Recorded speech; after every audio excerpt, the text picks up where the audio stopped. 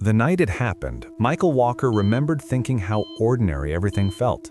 The hospital above him was settling into the muted quiet that comes after visiting hours, when families drift home and the fluorescent hallways take on an almost underwater stillness. But down in the morgue, the silence was deeper, heavier, as if the concrete walls themselves were absorbing every sound. Michael had worked in this room for nearly 30 years, long enough to know its every hum, every creak, every small mechanical sigh. He used to joke that the morgue was the one place in the hospital where no one complained, no one hurried, no one talked back. But he also knew it demanded respect. Respect for the bodies, respect for the families, and respect for the strange weight of finality hanging in the air. That night, the fluorescent lights flickered with a tired pulse, buzzing faintly as Michael made his routine rounds. He checked the logbook, verified the temperatures on the refrigeration units, straightened a stack of neatly labeled forms. Routine was comfort, routine was safety, but something felt off. Not loud or dramatic, just out of place enough to brush the back of his mind with a quiet unease. A body drawer stood open by an inch. He paused. He was certain he had closed it earlier. He remembered the satisfying metallic click, but now it rested just slightly ajar, like a mouth caught mid-breath. He pushed it closed without a second thought, chalking it up to his own distraction. Long shifts could blur things. Still, the unease lingered. When he turned to hang the intake clipboard back on its hook, it wasn't where he left it. It sat on the opposite counter, as if someone had moved it while his back was turned.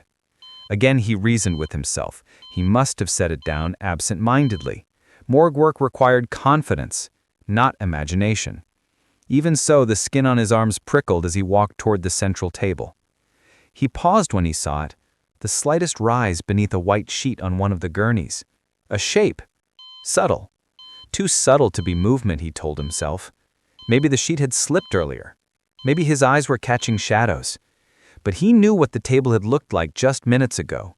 He had smoothed that sheet himself, tucking in the corners with practiced care. Now it looked disturbed, as though something beneath it had shifted. He took a slow breath, grounding himself in logic. Bodies sometimes released gases, sometimes muscles twitched post-mortem. There were explanations for everything in the morgue, and he had learned them all. Still, the room felt colder now, and not because of the refrigeration units. It was the kind of cold that settled in the gut, a cold that whispered, "Not everything is routine tonight." Then came the sound. A faint, hollow knock. Michael froze. His head turned slowly toward the wall of body drawers. The sound had been soft, almost polite, as if someone inside had tapped gently to get his attention. He waited, heart tightening in his chest. Maybe it was the metal contracting, maybe a pipe adjusting. He had heard both many times before, but something in the cadence felt wrong. Then it came again. Sharper. Clearer. 3 deliberate knocks. Michael stared at the drawer he had closed earlier. His mouth went dry.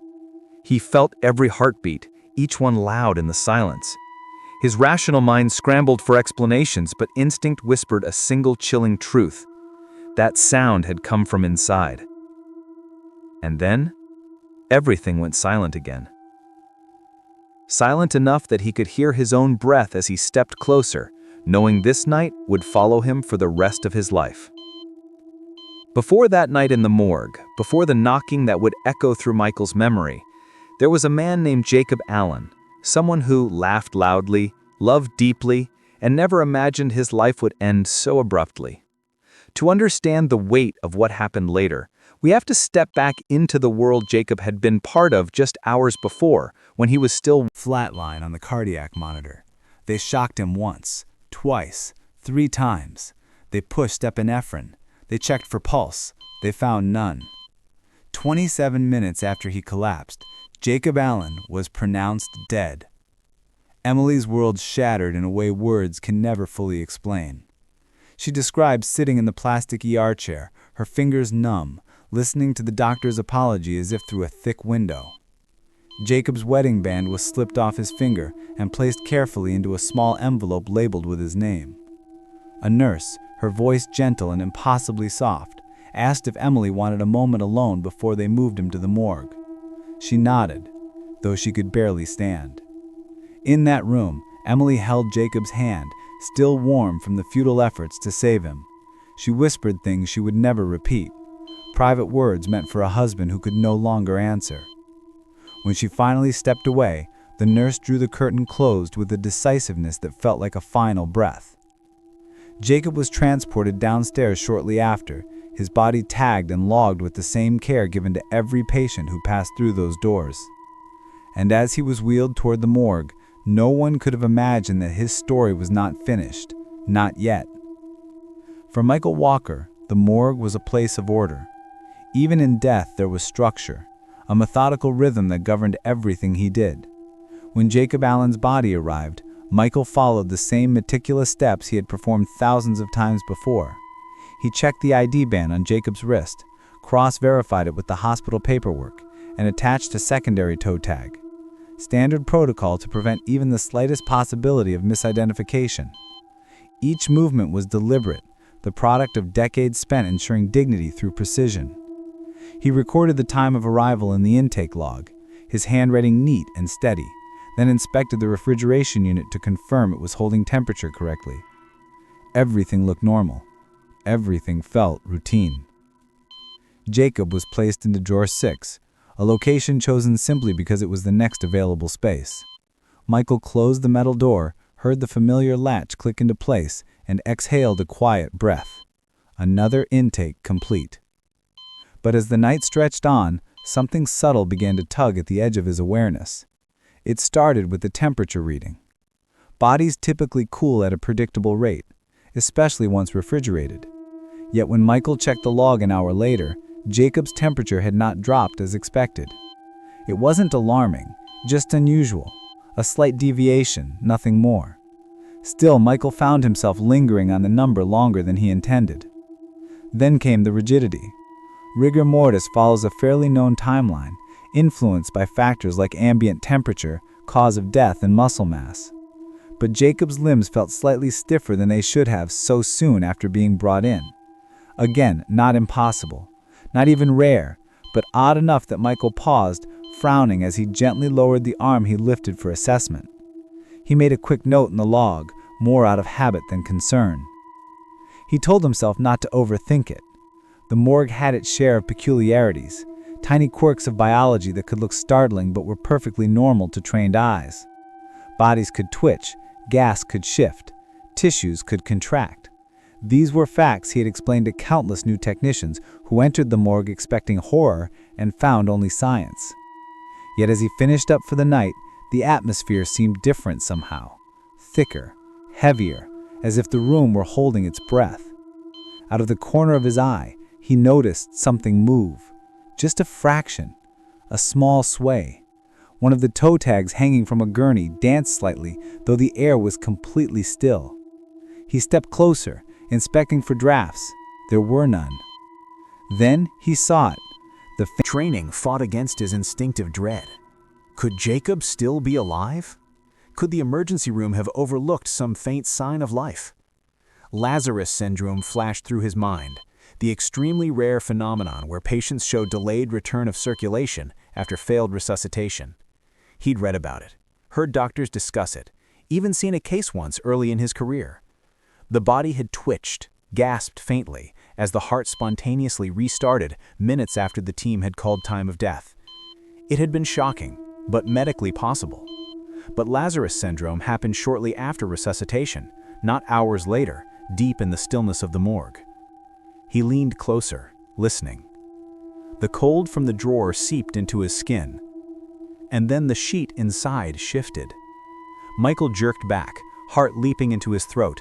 He stared, unblinking, as the outline beneath the sheet seemed to move. Not a twitch, not the subtle settling of weight, but a slow, deliberate motion. The toe tag, hanging just beyond the sheet's edge, rotated as if nudged by a hand beneath it. His voice cracked as he whispered into the empty room. "Jacob?" No answer.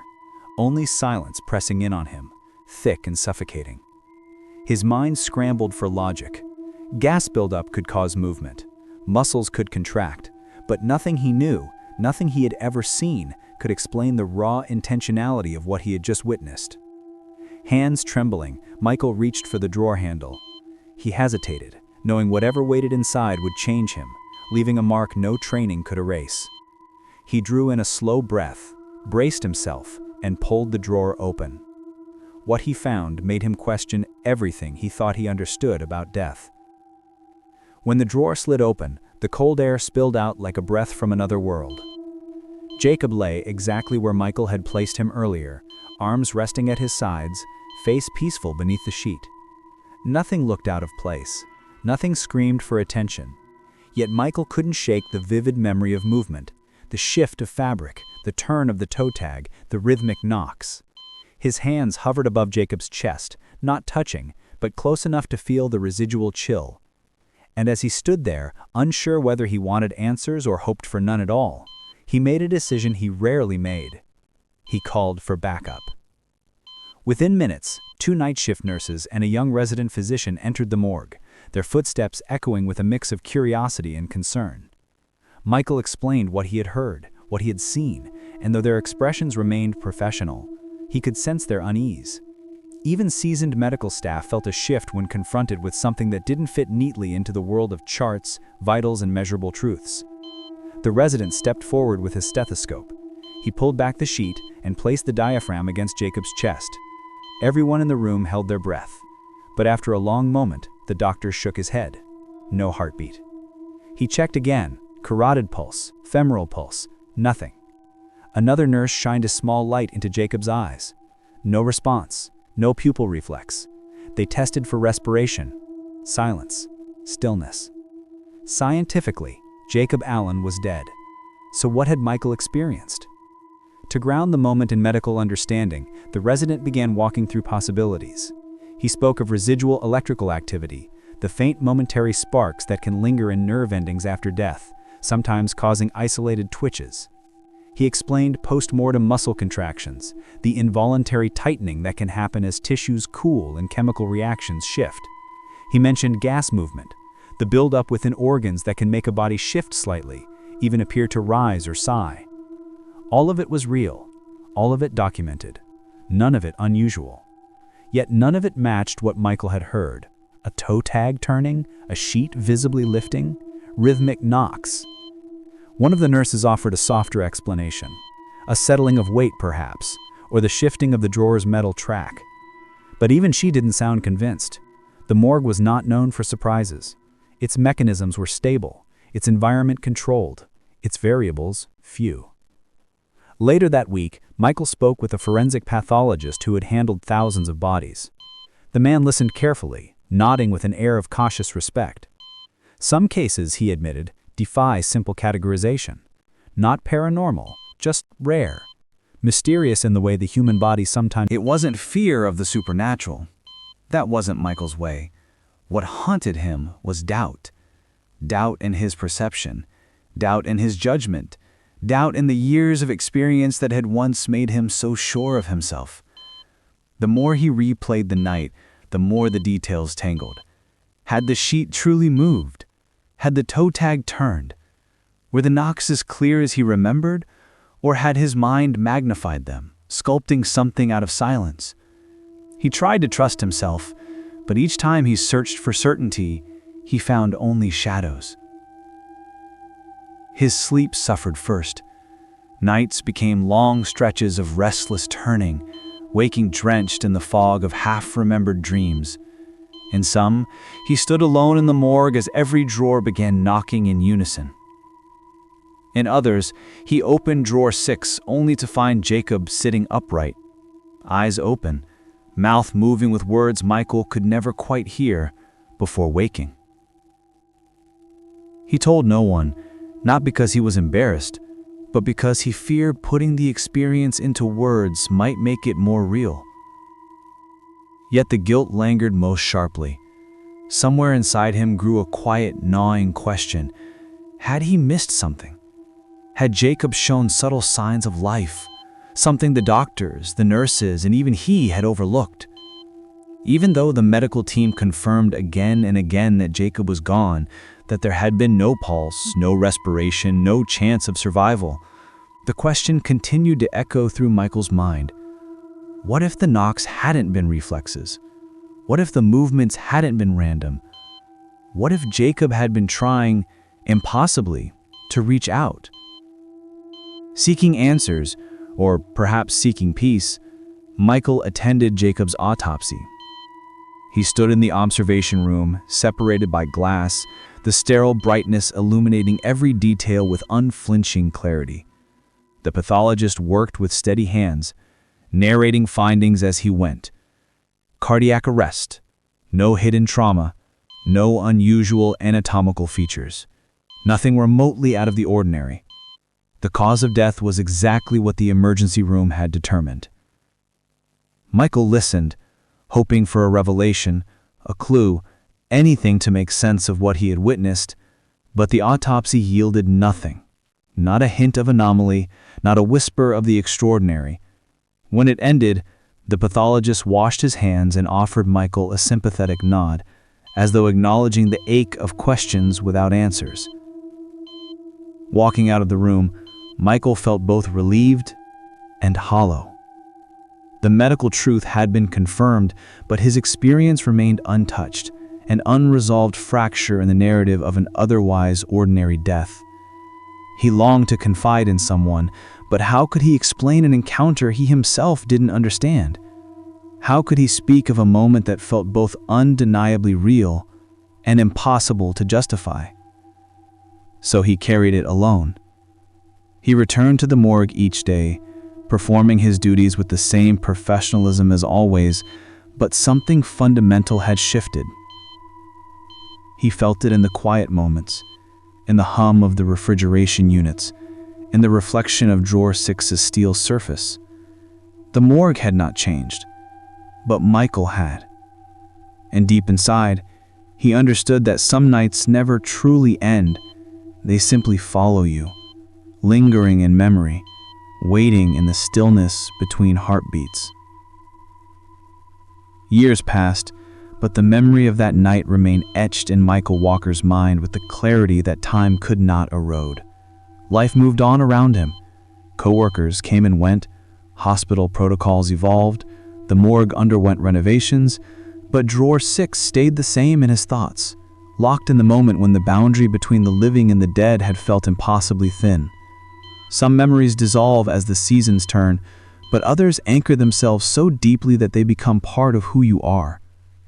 For Michael, that night had become a quiet companion, a story he never asked for, but could never let go of. He continued working in the morgue for many more years, building a reputation as someone steady, reliable, unshakable. New technicians admired his calm demeanor under pressure, never suspecting that the calm he displayed had been forged in the tension of that single haunting experience. Sometimes, during training sessions, a new hire would ask if anything strange ever happened down here. Michael always kept his answer measured. Nothing the living need to worry about. It was the closest he ever came to telling the truth. Privately, he searched for closure in small, personal ways. He read medical journals, hoping to find new research that could explain what he witnessed. Occasionally, a paper would discuss rare postmortem reflexes or obscure muscular responses, and for a moment he felt a flicker of validation. Proof that the body is still capable of surprises after death. But none of it fully aligned with what he had seen. None of it captured the deliberate rhythm of those knocks, or the unmistakable motion of that shifting sheet. Science offered puzzle pieces, but never the whole picture. He also found himself thinking often about Jacob Allen, the young man whose final moments had unknowingly altered the course of another person's life. Michael learned small details about him through bits of conversation with nurses who had access to the hospital system. Jacob had been 26. He worked in construction. He had a younger sister who visited him almost weekly before the accident. He loved old cars and late-night fishing trips. He was, in every way, an ordinary man living an ordinary life, until the night he didn't make it home. Michael wondered if Jacob's family ever sensed that his passing had rippled outward, touching the life of a stranger who guarded him in death.